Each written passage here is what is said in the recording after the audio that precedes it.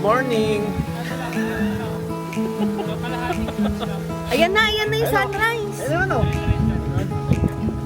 Wait, dito lang ikaw kasi malamig. Dito lang ikaw. Ay, karga. Ay, karga.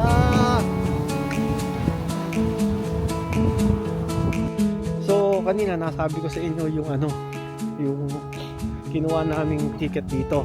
Yung dawn to 8 o'clock ng umaga. So, yun yung guys, yun yung kailangan ipa-book mo ahead of time or before one day, no? So, kailangan makakuha ka ng ticket. Tapos, yung the rest ng schedule, 8 o'clock onwards, yun. Pwede ka nang rito guys. Pwede ka nang walk-in, no? Kaso nga lang, napansin ko doon, pag dito ka kumuha ng ticket, medyo may kamahalan, no? Parang 25 yata, 25 o 26. Pero pag online ka kumuha, $19 lang yung presyo. So mas maganda kung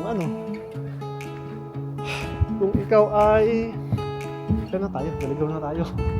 Kung ikaw ay kukuha online guys, mas maganda yon kaysa kumuha ka rito mismo sa site. Medyo may kamahalan lang ng konti, no? Tapos guys, compare ko lang yung dito saka dun sa Harrison sa may Agassi, literal na mas malaki talaga doon. Okay? Kasi yun nga yung tinaguriang yung tinaguriang Canada's largest tulip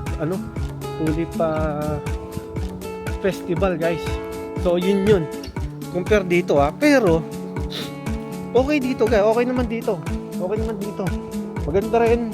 Tapos marami rin ang talagang nagpupunta, no? Tsaka yun, napunta na natin last year yun. Kung maalala nyo, nag-vlog tayo doon, di ba? So yun na. Tapos dito hindi pa tayo rito talaga kakapunta, no? So 1 month lang to guys, 1 month lang. Siguro after 1 week magsasarado na yata ito, no? Kasi ngayon yung ngayon yung pinaka last 2 weeks o last 1 week nitong tulip festival na talaga namang guys, na talaga namang dinadayo, no? Nung isang araw may mga bisita tayo, nagpunta doon sa Harrison sa may Agassi, no? From pa sila, from Alberta pa, iba galing pa nga ng Washington, ng US, no? Talagang dito guys, dito dinadayo.